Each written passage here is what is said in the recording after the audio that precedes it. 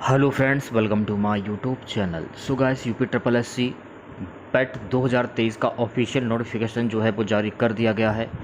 1 अगस्त से आप लोग इसके ऑनलाइन फॉर्म फिल कर सकते हैं। तो अगर आप लोगों ने इसका ऑनलाइन फॉर्म अभी तक फिल नहीं किया है तो आप इसका ऑनलाइन फॉर्म भर दीजिए। तो इस वाले वीडियो में हम लोग यूपी ट्रिपल एस सी पेट का जो एग्ज़ाम हुआ था 15/10/2022 को प्रथम पाली में, तो 15/10/2022 प्रथम पाली में पूछे गए सभी क्वेश्चंस इस वीडियो में डिस्कस करने वाले हैं। तो वीडियो काफ़ी इम्पोर्टेंट है आप लोगों के लिए, तो इस वीडियो को पूरा ज़रूर देखिए। वीडियो अच्छा लगे तो प्लीज़ वीडियो को लाइक और शेयर ज़रूर करें। और जो भी हमारे नए बच्चे हैं, जिन बच्चों ने चैनल को सब्सक्राइब नहीं किया है, तो प्लीज़ चैनल को सब्सक्राइब करके नोटिफिकेशन बेल ऑन करना ना भूलें। तो चलिए वीडियो को स्टार्ट करते हैं। तो आप लोग देख सकते हैं ये यूपी ट्रिपल एस सी पेट 2022 का पेपर है। ये पेपर आप लोगों का 15/10/2022 को प्रथम पाली में ये पेपर आप लोगों का हुआ था। पहला क्वेश्चन पूछा गया था कि निम्नलिखित में से किस युग में तांबे का पहली बार उपयोग किया गया था। तो ताम्र पाषाण युग में तांबे का पहली बार उपयोग हुआ था। दूसरा क्वेश्चन पूछा गया था निम्नलिखित में से किस स्थान पर प्रथम बौद्ध संगीत का आयोजन किया गया था। राजगीर में प्रथम बौद्ध संगीत का आयोजन किया गया था। तीसरा क्वेश्चन निम्नलिखित में से वह व्यक्ति कौन है जिनका नाम देवा नाम प्रियदर्शी भी था। मौर्य सम्राट अशोक का नाम देवा नाम प्रियदर्शी था। अशोक ने कलिंग पर आक्रमण 261 ईस्वी पूर्व में किया था, ये आपको ध्यान में रखना है। और मौर्य सम्राट अशोक के शिलालेखों की खोज किसने की थी। तो मौर्य सम्राट अशोक के शिलालेखों की खोज जो है ना, ये की थी जेम्स प्रिसेप ने, यह भी फैक्ट आपको ध्यान में रखना है।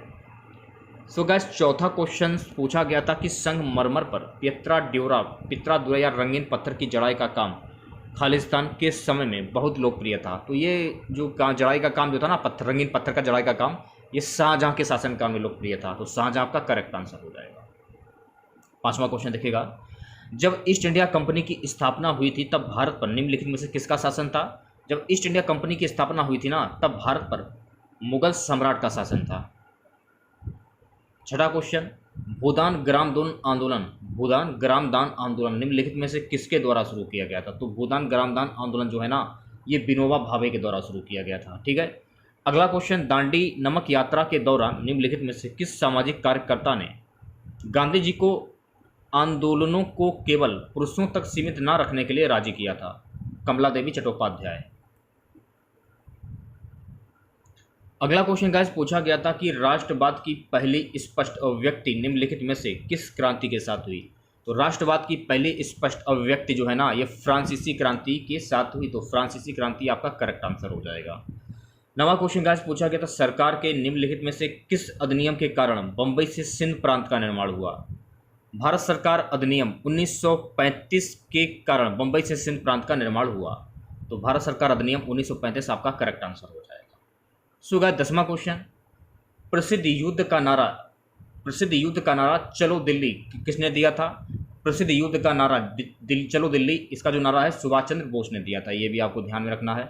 विश्व की सबसे ऊंची चोटी माउंट एवरेस्ट खालिस्तान के बीच स्थित। देखिए, विश्व की सबसे ऊंची चोटी जो है ना माउंट एवरेस्ट, ये नेपाल और तिब्बत के बीच में स्थित है। तो नेपाल और तिब्बत आपका करेक्ट आंसर हो जाएगा।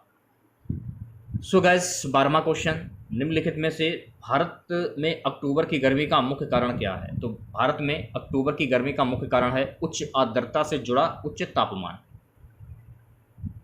13वां क्वेश्चन, भारतीय मानक समय ग्रीनविच माध्य समय जीएमटी खालिस्तान आगे है। भारतीय मानक समय ग्रीनविच माध्य समय जीएमटी से आगे है 5 सही 1/2 घंटे। अगला क्वेश्चन गाइस पूछा गया था निम्नलिखित में से कौन जनसंख्या वितरण को प्रभावित करने वाला आर्थिक कारक नहीं है। पानी की उपलब्धता जनसंख्या वितरण को प्रभावित करने वाला आर्थिक कारक नहीं है। अगला क्वेश्चन, निम्नलिखित में से किस नदी को बिहार का शोक कहा जाता है। तो बिहार का शोक कोसी नदी को कहा जाता है। तो कोसी नदी आपका करेक्ट आंसर हो जाएगा। 16वां क्वेश्चन गाइस पूछा गया था कि भारत की पंचवर्षीय योजनाओं को अंतिम स्वीकृति निम्नलिखित में से किसके द्वारा दी गई थी। भारत की पंचवर्षीय योजनाओं को अंतिम स्वीकृति जो है ना, राष्ट्रीय विकास परिषद के द्वारा दी गई थी। तो राष्ट्रीय विकास परिषद आपका करेक्ट आंसर हो जाएगा। 17वां क्वेश्चन, किसी भी विकासशील अर्थव्यवस्था के प्रारंभिक चरणों में अधिकांश गतिविधियां खालिस्तान क्षेत्र से संबंधित होती हैं, तो ये प्राथमिक हो जाती हैं। अगला क्वेश्चन, 18वां क्वेश्चन, निम्नलिखित में से कौन सा हरित क्रांति की रणनीति का हिस्सा था? तो यह सभी। ऑप्शन में 4 ऑप्शन दिए जाते हैं, उसमें 4 ऑप्शन में ये सभी था, तो ये सभी आपका करेक्ट आंसर हो जाएगा। अगला क्वेश्चन, निम्नलिखित में से कौन एक वाणिज्यिक बैंक नहीं है? ये क्वेश्चन पूछा गया था। शिड़वी जो है ना, ये वाणिज्यिक बैंक नहीं है। 20वां क्वेश्चन गाइस पूछा गया था कि निम्नलिखित में से कौन सा सार्वजनिक क्षेत्र का उपक्रम संसद के तहत एक विशेष कानून पारित करके स्थापित किया गया है? तो सही जवाब हो जाएगा वैधानिक नियम। ठीक है। अगला क्वेश्चन, भारत की संघ कार्यकारिणी में निम्नलिखित में से कौन शामिल नहीं है? तो भारत की संघ कार्यकारिणी में राज्य के मुख्यमंत्री शामिल नहीं हैं। खालिस्तान के पास मौलिक अधिकार को लागू करने की शक्ति है। मौलिक अधिकार को लागू करने की शक्ति किसके पास है? सर्वोच्च न्यायालय और उच्च न्यायालयों के पास। अगला क्वेश्चन देख लेते हैं। अगला क्वेश्चन, भारत में राष्ट्रीय मानवाधिकार आयोग निम्नलिखित में से किस मंत्रालय के अधीन है? तो भारत में राष्ट्रीय मानवाधिकार जो है ना, ये गृह मंत्रालय के अधीन आता है, तो गृह मंत्रालय आपका करेक्ट आंसर हो जाएगा। 24वां क्वेश्चन, निम्नलिखित में से किसी केंद्र शासित प्रदेश में उच्च न्यायालय स्थापित करने का अधिकार है? तो देखिए, उच्च न्यायालय स्थापित करने का अधिकार जो है ना, ये संसद को है, तो संसद आपका करेक्ट आंसर हो जाएगा। अगला क्वेश्चन, निम्नलिखित में से कौन सा अनुच्छेद भारतीय संविधान में सर्वोच्च न्यायालय की स्थापना और गठन के बारे में है? तो देखिए, जो अनुच्छेद आपका 124 है ना, ये भारतीय संविधान के सर्वोच्च न्यायालय की स्थापना और गठन के बारे में है। अगला क्वेश्चन, तारों का रंग निम्नलिखित में से किस पर निर्भर करता है? तो तारों का जो रंग है ना, ये उसके तापमान पर निर्भर करता है। 27वें क्वेश्चन की बात करेंगे, निम्नलिखित में से कौन सी गैस ग्लोबल वार्मिंग के लिए जिम्मेदार है? ग्रीन हाउस गैस जो है ना, ये ग्लोबल वार्मिंग के लिए जिम्मेदार है। न्यूमोनिया मानव शरीर के निम्नलिखित में से किस अंग को प्रभावित करता है? तो न्यूमोनिया मानव शरीर के फेफड़े को प्रभावित करता है, तो फेफड़ा आपका करेक्ट आंसर हो जाएगा। अगला क्वेश्चन, निम्नलिखित में से कौन सा वानस्पतिक रेशा नहीं है? तो नायलॉन जो है ना, ये वानस्पतिक रेशा नहीं है। ठीक है। अगला क्वेश्चन, पादप कोशिका भित्ति निम्नलिखित में से किसकी बनी होती है? तो पादप कोशिका भित्ति जो है ना, ये सेलुलोज की बनी होती है, तो सेलुलोज आपका करेक्ट आंसर हो जाएगा। ये कुछ मैथ के क्वेश्चन पूछे गए थे। हिंदी का क्वेश्चन था कि महर्षि शब्द का संधि विच्छेद क्या होगा? तो महर्षि का संधि विच्छेद क्या होता है? महाधन ऋषि। अगला क्वेश्चन था, किस विकल्प में शब्द युग्म का अर्थभेद सही नहीं है? इसमें देखिए, अवलंब और अभिलंब और अधर विलोकित, ये सही हो जाएगा। किस विकल्प में सभी शब्द परस्पर पर्यायवाची हैं? ये क्वेश्चन था। तो पार्वती, रुद्राणी, भवानी। किस विकल्प में सही विलोम युग्म है? नूतन, पुरातन। तो नूतन का विलोम शब्द क्या हो जाएगा? पुरातन। अगला क्वेश्चन पूछा गया था कि ख्याली पुलाव पकाना मुहावरे का अर्थ क्या होता है? तो ख्याली पुलाव पकाना यानी असंभव बातों की कल्पना करना। ये देखिए, कुछ इंग्लिश के भी क्वेश्चंस पूछे गए थे आप लोगों के। ये देखिए, रीजनिंग के कुछ क्वेश्चन थे, ये रीजनिंग के क्वेश्चन हैं आपके। अगला क्वेश्चन था गाइस करंट अफेयर्स का, निम्नलिखित में से किस देश के वैज्ञानिक ने पहला कृत्रिम भ्रूण तैयार किया है? देश के किस वैज्ञानिक ने? इजराइल ने अब पहला कृत्रिम भ्रूण तैयार किया, तो इजराइल आपका करेक्ट आंसर हो जाएगा। अगला क्वेश्चन, प्रधानमंत्री नरेंद्र मोदी ने निम्नलिखित में से किस राज्य में IIVX यानी India international bullion exchange launch किया है? तो प्रधानमंत्री नरेंद्र मोदी ने गुजरात में India international bullion exchange launch किया है, तो गुजरात आपका करेक्ट आंसर हो जाएगा। अगला क्वेश्चन, निम्नलिखित में से किस देश ने अगस्त 2022 में ताइवान के आसपास अपना अब तक का सबसे बड़ा सैन्य अभ्यास किया? चीन ने, यानी कि चीन ने अब तक का सबसे बड़ा अभ्यास किया है 2022 में, ये आपको ध्यान में रखना है। अगला क्वेश्चन, अगस्त 2022 में भारत की पहली अंडर वाटर मेट्रो का उद्घाटन निम्नलिखित में से किस शहर में किया गया था? तो अगस्त 2022 में भारत की पहली अंडर वाटर मेट्रो का उद्घाटन जो है ना, ये कोलकाता में किया गया था, तो कोलकाता आपका करेक्ट आंसर हो जाएगा।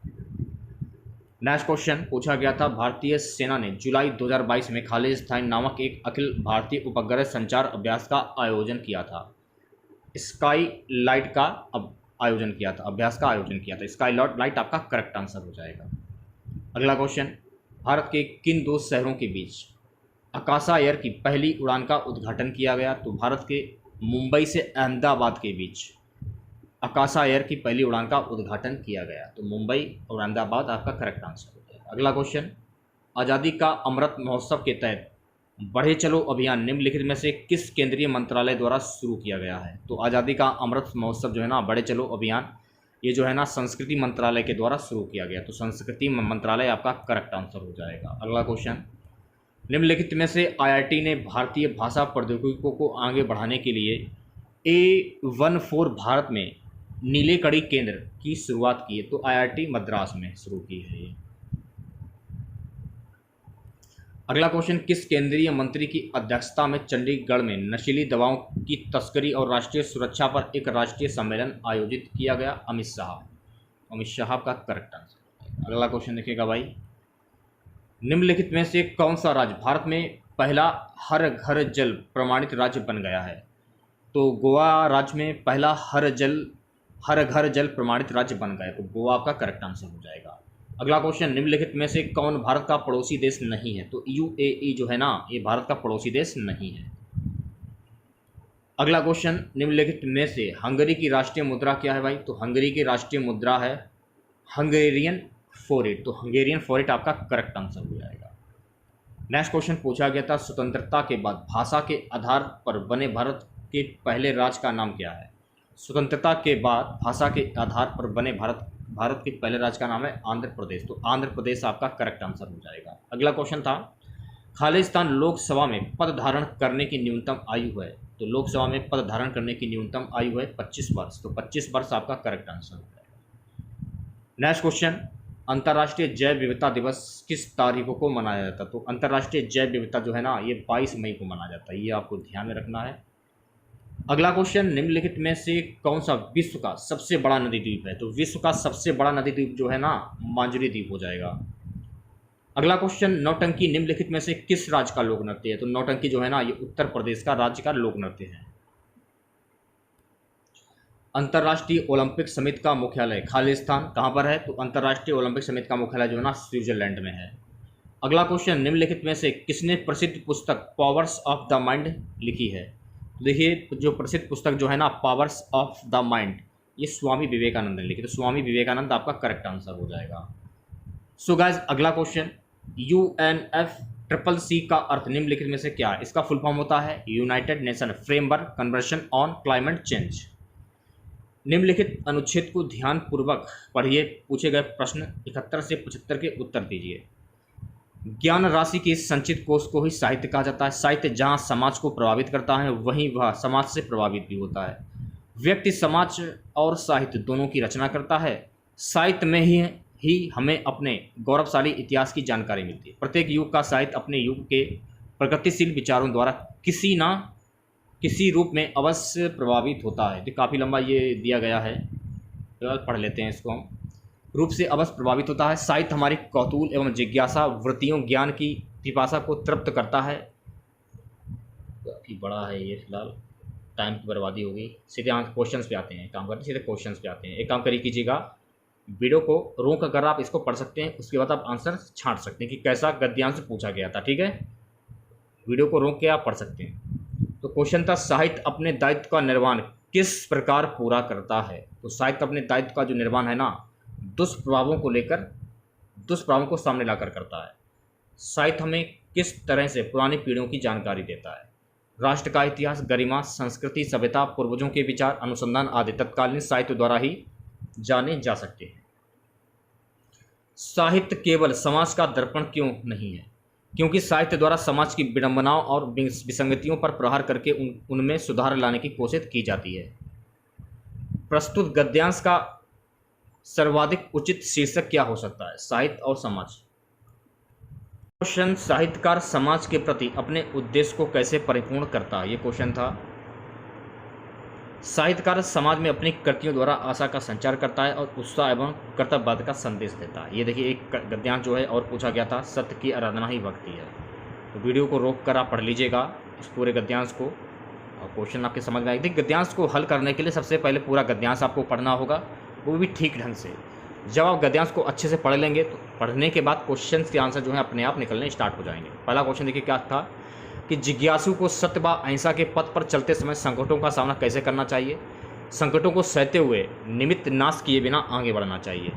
सत्य और अहिंसा के मार्ग को असिक्की की धार पर चलने के समान क्यों बताया गया है? क्योंकि सत्य और अहिंसा का मार्ग जितना सीधा है उतना ही तंग है और इस मार्ग पर चलना अत्यंत कठिन है।